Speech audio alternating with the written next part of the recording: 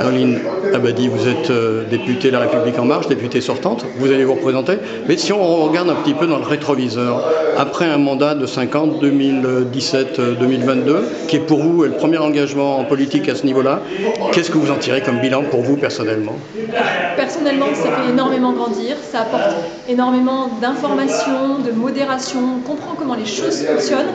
Moi, je me rappelle avoir été une citoyenne assez exigeante et assez légitimement d'ailleurs dans l'incompréhension de la lenteur du système. Maintenant, je sais pourquoi et on œuvre bien sûr à ce que ça aille plus vite. On l'a vu pendant la pandémie, par exemple, on a réussi à abattre beaucoup de freins administratifs pour aider les entreprises, aider les salariés.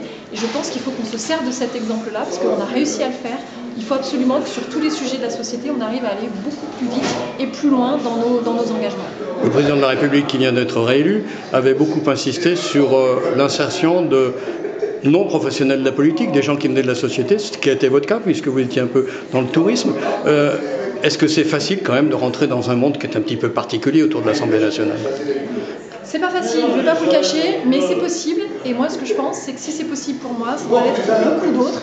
Et je pense que ce renouvellement était intéressant à titre personnel, mais aussi collectivement. On a pu démontrer que quand on n'a pas un historique politique, des habitudes qui nous ont été transmises par nos aînés, mais vraiment une fraîcheur et une envie de bien faire avec l'intérêt général à cœur, on arrive à être très solidaires entre nous et on n'a jamais failli au président quand il a fallu voter ses réformes jusqu'au dernier jour, ce qui n'a pas toujours été le cas quand des professionnels de la politique pensaient surtout à sauver leur poste. Alors, ultime question, et j'espère qu'elle ne sera pas désobligeante, parce que vous êtes quand même une femme.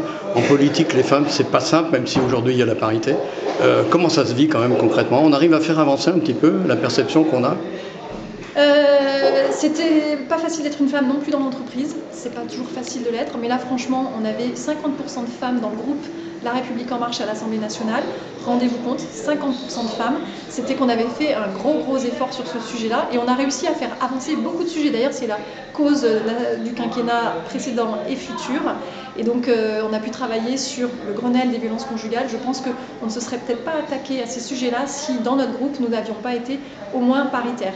Et puis maintenant c'est aux autres groupes politiques de faire leur boulot. Si on veut qu'il y ait 50% de femmes à l'Assemblée nationale, il faut voter pour des femmes aux législatives. Alors vous avez évoqué, c'est ma dernière question, vous avez évoqué justement les causes qui ont été avancées collectivement. Vous, concrètement, quels sont les points sur lesquels vous êtes heureuse que des choses aient pu avancer et que vous avez soutenu?